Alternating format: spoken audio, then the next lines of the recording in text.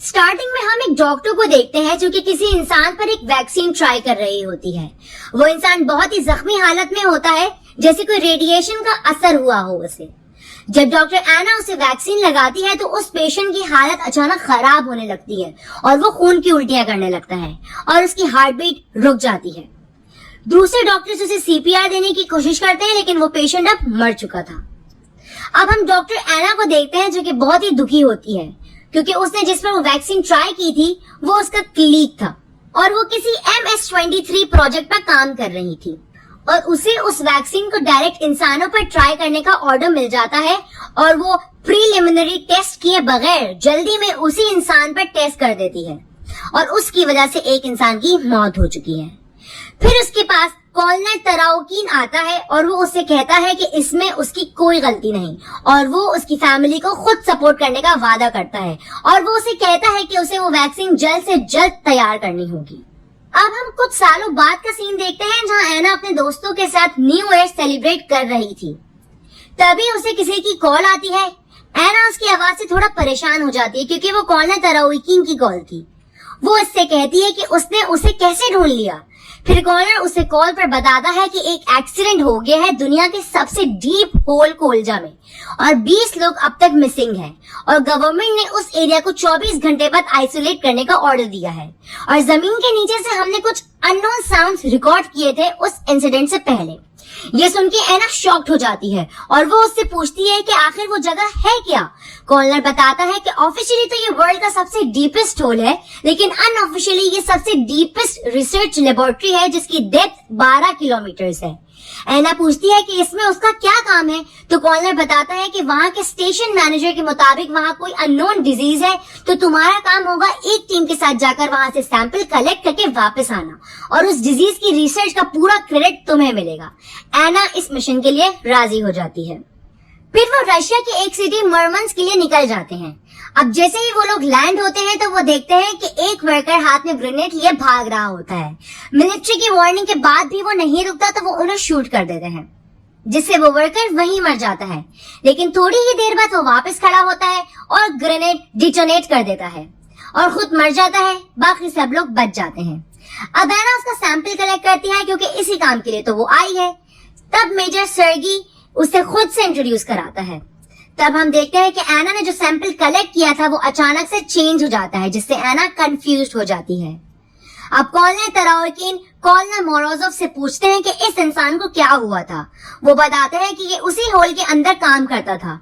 जब ये सरफेस पर आया तो ऐसे ही अजीब रिएक्ट करने लगा और एक सोल्जर से ग्रेनेड छीन लिया और हमारे 3 सोल्जर्स तक उसे पकड़ नहीं पा रहे थे, वो इतना स्ट्रॉन्ग हो गया था। एना अब उस होल के माइनर्स के सैंपल कलेक्ट करती है जिन्हें एक बस में बिठाया हुआ था और उसमें से एक वर्कर उसे बोलता है कि तुमसे जितनी जल्दी हो यहाँ से चली जाओ, उन्होंने तुमसे झूठ बोला है, उस होल के नीचे हेल है। अब वो लोग उस होल में जाने की तैयारी करते हैं और तभी वहां हम पीटर से इंट्रोड्यूस होते हैं जो कि उस स्टेशन के डेप्यूटी हेड होते हैं। जाते हुए उनकी मुलाकात ग्रीगरी से होती है। एना उनसे पूछती है कि आपने उन माइनर्स को ऐसे ही क्यों रखा हुआ है, तो वो कहते हैं कि मेरे पास कोई और ऑप्शन नहीं है और वो भी बोलते हैं कि तुम एक एपिडेमियोलॉजिस्ट हो और तुम्हें यहाँ ऐसे ही नहीं लाया गया, तो तुम लोगों को जो चाहिए वो जल्दी से लो और सेफली दूसरे सर्वाइवर्स के साथ वापस आ जाओ। फिर वो लोग लिफ्ट में जाते हैं जो उन्हें 6000 मीटर्स नीचे लेकर जाएगी जहां वर्कर्स को रखा जाता था और तब हम देखते हैं कि ग्रीगरे ने लिफ्ट के कोड्स बदल दिए थे, जिसकी वजह हम आगे जान पाएंगे। नीचे जाते हुए एना को ठंड लगने लगती है। एना पीटर से पूछती है कि क्या ये नॉर्मल है, तो वो बोलता है कि हाँ, हमने यहाँ इसीलिए ड्रिलिंग की क्योंकि आइस को ड्रिल करना इजी है ग्रेनाइट के मुकाबले, तभी हम इतना डीप होल करने में कामयाब हुए हैं। तभी हम देखते हैं कि लिफ्ट का प्रेशर कुछ ज्यादा ही तेज हो जाता है। ग्रीगरे उसे ठीक करने के लिए उठता है और वो वेंट्स को खोल देता है, जिससे वहाँ इतनी ठंड हो जाती है कि वो सब लोग बेहोश हो जाते हैं। लेकिन ग्रीगरे ने मास्क लगा लिया था और ये उसी का प्लान था उन्हें बेहोश करने का। फिर नीचे पहुंचकर वो लिफ्ट से की निकाल लेता है और उन लोगों को वहीं छोड़कर चला जाता है। अब जब उन लोगों को होश आता है तो पीटर उन्हें बताता है कि अब हमें और नीचे जाने के लिए दूसरी लिफ्ट यूज करनी होगी। वहां चेक करने पर उन्हें कैंटीन में डॉक्टर कीरा और एक इंजीनियर निकोलाई मिलते हैं। कीरा उन्हें बताती है कि हमें ऑर्डर मिला था वेट करने का, तभी हम यहाँ आए अब तक। एना उन दोनों के सैंपल्स लेकर चेक करती है कि उन्हें कोई डिजीज तो नहीं, और उसे पता चलता है कि वो दोनों बिल्कुल सही हैं। फिर एना समझ जाती है कि ये सब ग्रीगरी का प्लान था। यहाँ नीचे उसे कोई डिजीजेस के सैंपल नहीं दिखे। कॉर्नर उसे कहता है कि तुम अपने टास्क पर काम करो और मैं वापस जाने का देखता हूँ। तभी एना को लिफ्ट से ग्रीगरी आवाज देता है। वो उससे कहता है कि इन सब को लेकर टनल से वापस ऊपर चले जाओ, उन सब को बचाने का अब भी मौका है उसके पास। एना उसकी नहीं सुनती और बता देती है कि ग्रीगरी यहाँ है। एक सोल्जर उस पर फायर करता है, लेकिन वो लिफ्ट का बटन दबाकर नीचे चला जाता है। कॉर्नर कहता है कि अब हमें टनल से नीचे जाना होगा। अब कुछ सोल्जर्स तैयारी कर रहे हैं नीचे जाने के लिए, और वो एक प्रोटेक्टिव सूट भी पहनते हैं क्योंकि नीचे टेम्परेचर 200 डिग्रीज होगा। जब वो जाने लगते हैं तो वो देखते हैं कि दूसरी तरफ से कोई सर्वाइवर आ रहा है। फिर उसे एक आइसोलेट वार्ड में रखा जाता है। पीटर बताता है कि ये ओल्गा क्राइलोवा है, साइंटिफिक लेबोरेटरी की हेड। उन्हें समझ नहीं आ रहा होता कि वो बिना प्रोटेक्टिव सूट के 200 डिग्री टेम्परेचर में कैसे बचकर आ गई, और दिख भी नॉर्मल रही होती है। अब एना उसे एग्जामिन करती है और देखती है कि उसका टेम्परेचर बहुत ही हाई होता है, और वो देखती है कि उसकी बैग बहुत ही अजीब हुई भी होती है, और ओल्गा को कोई पेन फील नहीं हो रहा होता। एना उसकी बैग के सैंपल लेती है और उसे एग्जामिन करती है, और उसे पता चलता है कि उसमें इंट्रासेल्युलर पैरासाइट है। ये पैरासाइट्स अपने होस्ट के सेल के अंदर ही रिप्रोड्यूस और ग्रो करते हैं। एना बताती है कि साइंस ने अब तक ऐसी लाइफ फॉर्म को अब तक डिस्कवर नहीं किया। डॉक्टर कीरा ओल्गा को चेक करने जाती है तो वो देखती है कि उसकी बॉडी में कुछ चेंजेस हो रहे हैं, जिसे देखकर वो डर जाती है। निकोलाई लिफ्ट को रिस्टार्ट कर देता है और अब लिफ्ट 1 घंटे में उनके पास आ जाएगी। तभी सर्गी को वो सोल्जर बताता है कि हम नीचे किसी चीज को मूव होता देख रहे हैं, हमें बैकअप चाहिए, और तभी उनका कनेक्शन लॉस्ट हो जाता है। अब स्पीकर से ग्रीगरी की आवाज आती है। वो बोलता है कि मुझे पता है तुम लोगों ने लिफ्ट रीस्टार्ट कर दी है और तुम लोगों ने यहीं रहने का सोच लिया है, तो हमेशा के लिए अब यहीं रहो, क्योंकि अब बाहर निकलना इम्पॉसिबल है, और मैंने तुम लोगों को चांस भी दिया था निकलने के लिए, लेकिन तुम लोगों ने नहीं सुना। अब यहाँ सब मरेंगे। तभी वहाँ प्रेशर कम होने की वजह से पत्थर गिरने लगते हैं। निकोलाई बताता है कि अगर यहाँ प्रेशर और कम हुआ तो ये पूरी जगह खत्म हो जाएगी। सर्गी कॉर्नर से कहता है कि उसे आदमी चाहिए ताकि वो अपने सोल्जर्स को नीचे से वापस ला सके, लेकिन कॉर्नर ऑर्डर देता है कि हम सबको वापस सरफेस पर जाना चाहिए, अब वक्त नहीं हमारे पास।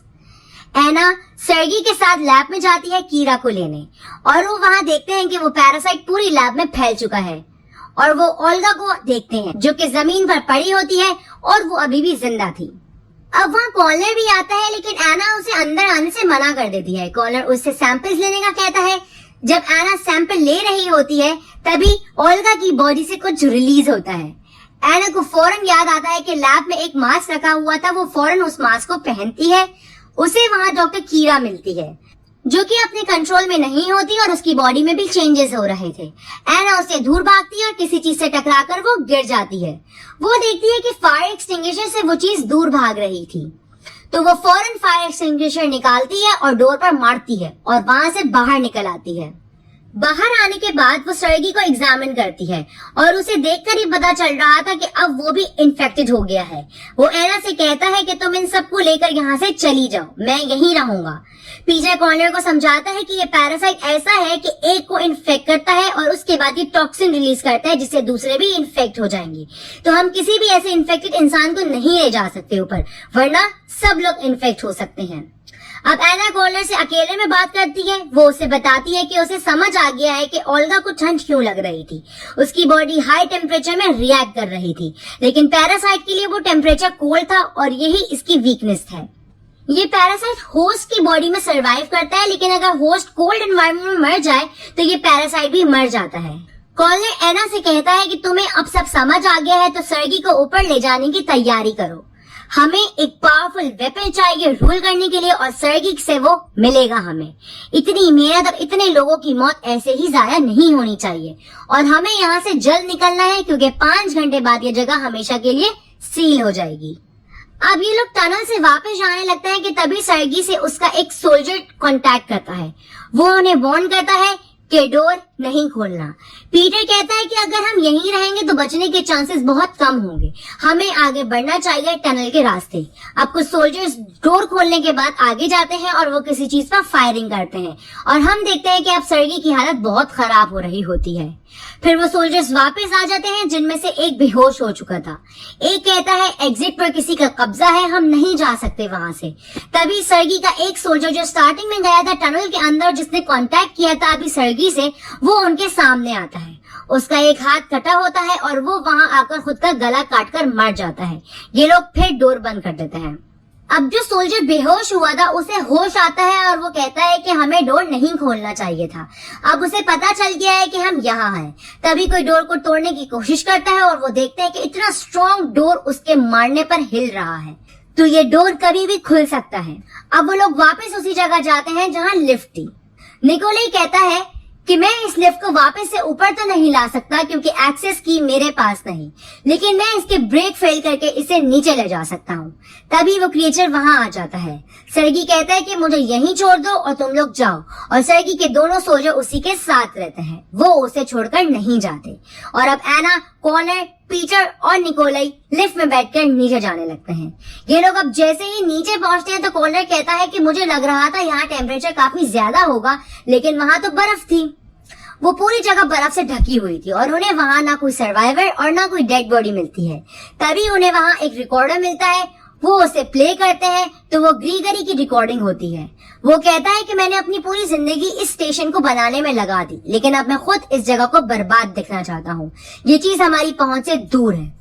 हमारी सारी अटेम्प्ट्स फेल हो गई हैं इसे रोकने के लिए, और बर्फ की वजह से ये अब तक अर्थ के सरफेस पर नहीं आ पाया। लेकिन अब वो समझ गया है कि वो इंसान की बॉडी को कंट्रोल करके सरफेस पर जा सकता है।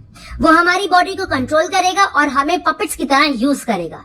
तभी वो हीट को बचा के रखता है खुद के सर्वाइवल के लिए। मुझे मरने से पहले इसे आखिरी बार देखना था क्योंकि ये बहुत ही खूबसूरत है।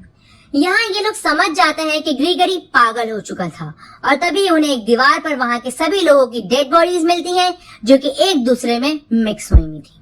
अब इन लोगों के बचने का एक ही रास्ता था कि ग्रीगरी जहाँ गया है वहां से उसके पास से एक्सेस की लाना। इसके लिए एना रेडी हो जाती है, लेकिन कॉर्नर उसे रोक लेता है और खुद जाने की तैयारी करता है। और वो समझ गया था कि इस चीज को यहीं रहना चाहिए, अर्थ के सरफेस पर नहीं आनी चाहिए ये चीज। वो एना को अपने वॉच देकर ये कहता है कि तुम सरफेस पर जाने के बाद किसी से भी बात नहीं करोगी, बल्कि डायरेक्ट जनरल ग्रोमोव को जाकर बताओगी ये सब। अब कॉर्नर सूट पहनकर उस जगह जाता है जहाँ का टेम्परेचर 200 डिग्रीज तक होता है, क्योंकि वो पैरासाइट उसी हीट पर जिंदा होता है। अब कॉर्नर को आने में टाइम लग जाते हैं तो एना खुद वहां बिना प्रोटेक्शन के निकल जाती है, और कुछ ही आगे जाने के बाद उसकी स्किन जलने लगती है। लेकिन वो हिम्मत करके आगे बढ़ती है और उसे कॉर्नर गिरा हुआ दिखता है। वो उसके पास जाती है तो देखती है कि अब वो भी इन्फेक्टेड हो चुके हैं और उनके हाथ में एक्सेस की भी थी, यानी कि उन्हें ग्रीगरी की बॉडी मिल गई थी। अब वहाँ हीट इतनी थी कि एना को अपना मास्क उतारना पड़ा और उसकी पूरी स्किन रेड हो चुकी थी। और तभी हम उस पैरासाइट को भी देखते हैं जो कि वहाँ पूरी तरफ फैला हुआ था। एना के अंदर आने के बाद पीटर वो कार्ड मांगता है और ना देने पर वो निकोलाई की टांग पर गोली मार देता है। यहाँ पर वो चाहता था कि इस पैरासाइट को वो कंट्रोल करे और फिर खुद को दुनिया का बेहतरीन साइंटिस्ट साबित करे। यहाँ अब वो भी ग्रीगरी की तरह पागल हो चुका था। वो अब एना और निकोलाई को लिफ्ट से लेकर ऊपर जाता है। यहाँ अब वो निकोलाई को आगे चलने का कहता है, लेकिन टांग पर लगने की वजह से वो खड़ा नहीं होता, तो एना खुद आगे आगे चलने लगती है। एना लिफ्ट तक पहुंचती है तो उसे वहां गन मिलती है, लेकिन पीटर उसके पीछे ही खड़ा होता है। मुंह से वो गन फेंकने का कहता है। तभी उस पर वो क्रिएचर हमला करता है जो वहां पर डोर तोड़कर आया था, और उसने सबकी बॉडीज को अपने अंदर मिक्स कर लिया था, जैसे हमने सबसे नीचे देखा था। अब वो क्रिएचर पीटर को मार डालती है और तभी एना वहां से भागकर एक फ्रीजर के अंदर छुप जाती है। वो फ्रीजर काम नहीं कर रहा था और वहां उसे पानी की बकेट मिलती है। वो उसमें हाथ डालकर चेक करती है तो वो अभी भी बहुत ठंडा होता है, और एना की स्किन बहुत जल गई थी, इसीलिए उसे उस पानी को अपने ऊपर डालना था ताकि वो उस जलन को कम कर सके। वो अपने मुंह में नाइफ का हैंडल दबाती है ताकि शोर ना हो, और पानी की बकेट को अपने ऊपर डाल देती है। फिर वो बाहर निकलती है और देखती है कि उस क्रिएचर की नजर उस पर नहीं है। एना को अब वो एक्सेस कार्ड उसी की बॉडी में दिखाई देता है जो पीटर ने छीन लिया था। वो चुपके से उस क्रिएचर की बॉडी से वो एक्सेस कार्ड निकाल लेती है, लेकिन तभी एना को उस क्रिएचर के बहुत से सरों में से एक सर देख लेता है और वो चीखता है। एना भागते हुए लिफ्ट की तरफ जाती है जहां उसे निकोलाई मिलता है। वो उसे उठाकर लिफ्ट की तरफ जाने लगती है, तभी रास्ते में वो क्रिएचर उन पर दीवार तोड़कर हमला कर देता है। एना वो कार्ड निकोलाई की तरफ फेंकती है कि वो लिफ्ट को स्टार्ट करे और वो उस क्रिएचर को अपने पीछे लगाती है और दूसरे रास्ते से वो लिफ्ट की तरफ आ जाती है। अब वो क्रिएचर उन पर हमला करता है, इससे पहले वो लोग लिफ्ट स्टार्ट करके उसे ऑन कर देते हैं और ऊपर की तरफ जाने लगते हैं। तभी लिफ्ट से एना को कोई आवाज देता है। वो देखती है तो वहां सर्गी होता है, जो कि अब बिल्कुल ही चेंज हो गया था और बहुत ही अजीब चीज बन चुका था, लेकिन अभी भी अपने कंट्रोल में था। वो एना से कहता है कि तुम्हें वही करना चाहिए जो सही है, यानी कि लिफ्ट को ऊपर लेकर नहीं जाना, वरना ये पैरासाइट हर जगह फैल जाएगा। एना लिफ्ट को रोक देती है, लेकिन निकोलाई उसे रोक देता है। वो कहता है कि वो यहाँ मरना नहीं चाहता और वो एना को ऐसे करने से रोक देता है। एना जब वापस उसे समझाती है कि हम इस चीज को ऊपर नहीं ले जा सकते, तो निकोलाई उसे मारने लगता है, लेकिन तभी सर्गी हिम्मत करता है और वो निकोलाई को मार डालता है ताकि एना लिफ्ट को नीचे गिरा सके। और हम देखते हैं कि अब एना भी इन्फेक्टेड हो चुकी थी। अब एना लिफ्ट को नीचे ले जाने लगती है, लेकिन तभी लिफ्ट मैनुअल कंट्रोल में आ जाती है और वो खुद ऊपर जाने लगती है। एना एक्सेस कार्ड निकालकर भी देखती है कि शायद लिफ्ट रुक जाए, लेकिन वो नहीं रुकती। फिर एना 2 बार गलत कोड डालती है ताकि तीसरी बार गलत कोड डालने पर लिफ्ट नीचे गिर जाए, जैसा कि ग्रीगरे ने उसे बताया था। एना बहुत मुश्किल से 2 बार कोड डालती है और तभी लिफ्ट ऊपर पहुंच जाती है, जहां 2 लोग प्रोटेक्टिव सूट में उसे ले जाने लगते हैं। लेकिन तभी एना हिम्मत करके तीसरी बार गलत कोड डाल देती है, जिससे लिफ्ट नीचे गिर जाती है। अब वो लोग उसे गाड़ी में ले जाने लगते हैं। एना को पता था कि इनको नहीं पता अब तक पैरासाइट के बारे में, तो वो एक सोल्जर से ग्रेनेड छीन लेती है और गाड़ी रोकने का कहती है और बाहर आती है तो देखती है बहुत से लोग वहां उन लोगों का इंतजार कर रहे थे। तभी हम देखते हैं कि एना के पीछे एक आदमी उसे इंजेक्शन लगाने वाला ही था कि हमें ग्रेनेड की सेफ्टी पिन के निकलने की आवाज आती है और यहाँ पर ये मूवी खत्म हो जाती है।